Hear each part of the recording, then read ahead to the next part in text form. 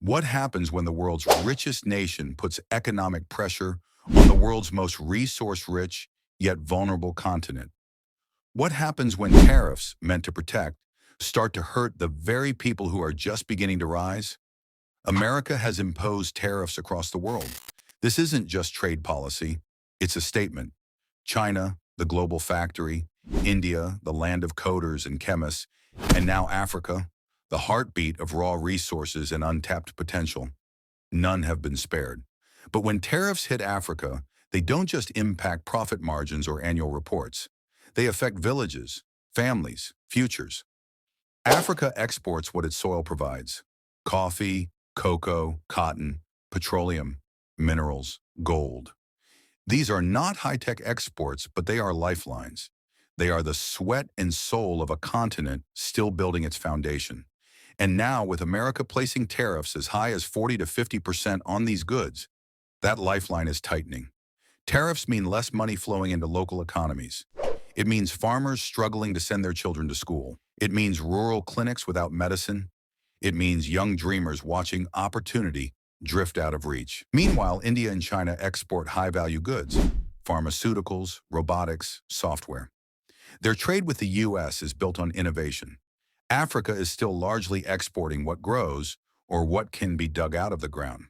So the question arises, is Africa being locked into a role it never chose as a supplier of raw goods while others build the future? But that's only one side of the story, because the winds are shifting. Africa is no longer waiting, it's building. Nigeria is emerging as a fintech giant, revolutionizing digital payments and banking access. Kenya's M-PESA has made mobile money a tool of daily life, even in remote villages.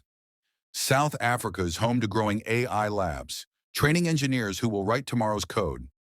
Rwanda now delivers medicine by drone to mountainous areas. In Ghana, children are learning to code with the help of AI-based learning apps. In South Africa, it has its own satellite in space, its own presence among the stars. These aren't dreams. These are headlines. These are real. Africa is transforming. Slowly, yes, but with determination. And yet, for all this innovation, the foundation still rests on exports. Farming income still pays for school books. Coffee revenue still builds internet infrastructure. Cocoa and cotton still fund clean water projects. If access to the American market shrinks, so too does Africa's ability to invest in itself. This isn't just about economic growth. It's about dignity, equity, and a chance to compete. Africa doesn't need handouts. It needs fair access.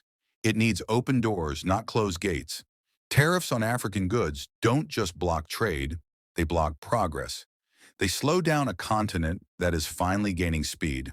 And while global powers debate policies in high towers, real lives are on the line down below. So ask yourself, should the world's youngest continent with the most potential be treated as just a supplier, or as a future partner, a creator, a builder, a dreamer? Because Africa is not standing still.